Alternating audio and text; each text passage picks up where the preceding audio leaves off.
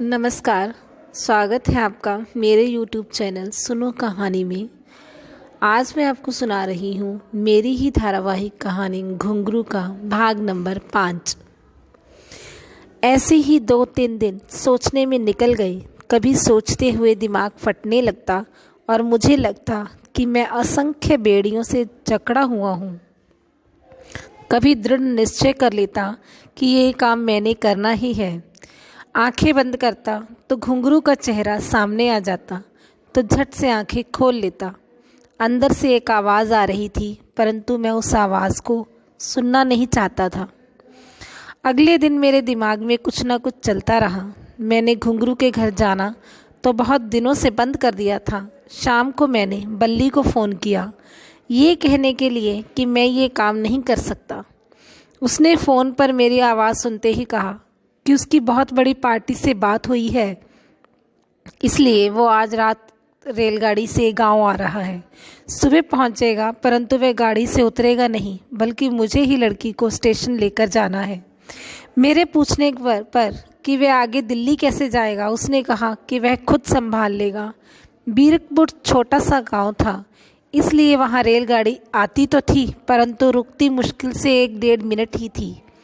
इतना कि चढ़ने वाले पहले सामान फेंक देते थे और चलती गाड़ी में चढ़ते थे। उन्हें इस बात का कोई इल्म नहीं होता था कि कौन जा रहा है या कौन आ रहा है। बल्ली ने बिना मेरी बात सुने ही फ़ोन काट दिया। शायद उसके पास पैसे ही कम होंगे। मुझे ऐसे लग रहा था कि मैं एक जिन्न हूँ और वह मेरा आका। मैं उसकी बातों से इतना सम्मोहित हो गया था कि मैं खुद कुछ भी नहीं सोच सकता था। ऐसे लग रहा था कि खुद मेरा भार ही नहीं है और मैं ज़मीन से 1 फुट ऊपर हूँ। अगले दिन सुबह मैं 8 बजे के करीब घुंघरू के घर की ओर चल दिया और वह मुझे रास्ते में ही मिल गई। वह मुझे देखकर खुश हो गई। शायद बहुत दिनों के बाद देखा था उसने बताया कि वह स्कूल जा रही है। मैंने उससे पूछा, रेलगाड़ी देखने चलोगी? उसने बोला, मीठी गोली लेकर दोगे क्या? मैंने बोला, हाँ। फिर स्कूल? उसने पूछा। स्कूल कल चले जाना, मैंने जोर देकर कहा। नहीं, माई मारेगी। उसकी आवाज़ में भोलापन था।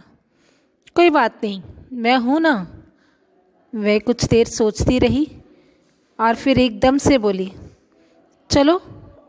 और उसने आकर मेरा हाथ पकड़ लिया। गाड़ी 9 बजे स्टेशन पर पहुंचनी थी, परंतु अभी आधा घंटा ही पड़ा था। स्टेशन के नाम पर वहां केवल एक छोटा सा कमरा और 1-2 जंग लगे लोहे के बेंच पड़े थे और वहां कोई नहीं था, परंतु मैं फिर भी अंदर से डरा हुआ था। मुझे आज भी याद है, वे स्कूल की हल्की नीले रंग की वर्दी पहने हुए थे। उसके छोटे छोटे बालों में लाल रंग के रिबन बंधे हुए थे, जो उसकी मासूमियत को और भी बढ़ा रहे थे। वह तितली जैसी लग रही थी। यहाँ मुझे कोई ना देख ले, इसलिए मैं उसे स्टेशन के पीछे वाली जगह पर ले गया। वहाँ दूर दूर तक कोई नहीं था। चारों ओर कठोर मैदान था। शायद घुंघरू थोड़ा सा घबरा गई थी, इसलिए वो चुप थी। दिल किया कि इसे इसके घर छोड़ाऊँ, लेकिन तभी गाड़ी आने की आवाज़ आई और वह खुश हो गई। मैं उसका हाथ पकड़कर स्टेशन की ओर भागा। दूर से ही मैंने बल्ली को दरवाजे में खड़ा देख लिया था। वह डिब्बे के दरवाजे में खड़ा ज़ोर ज़ोर से हाथ हिला रहा था। शायद उसने भी मुझे देख लिया था, क्योंकि जहाँ हम खड़े थे वहाँ से गाड़ी बिल्कुल साफ दिखाई दे रही थी। और दूसरा, वहाँ खुले में मेरे और घुंघरू के सिवाय कोई नहीं था। घुंघरू धीमी चाल में चलती गाड़ी को देखकर जोर जोर से उछल रही थी और खुश होकर तालियां बजा रही थी। मैंने उसे अपने कंधों पर उठा लिया और उसकी उत्सुकता और भी बढ़ गई। गाड़ी के रुकने के से पहले ही मैंने उसे गाड़ी में धकेल दिया और खुद भी लपक कर गाड़ी में चढ़ गया। तब तक बल्ली ने घुंघरू को पकड़ लिया था। गाड़ी रुकी, परंतु उस पर हमारे सिवाय कोई नहीं चढ़ा। बल्ली ने अपनी जेब से नोटों की गोल की हुई गड्डी निकाली और दोनों हाथों में छिपाकर मेरे हाथों में दे दी। मैंने फटाफट वे नोट अपनी पैंट की जेब में डाल लिए।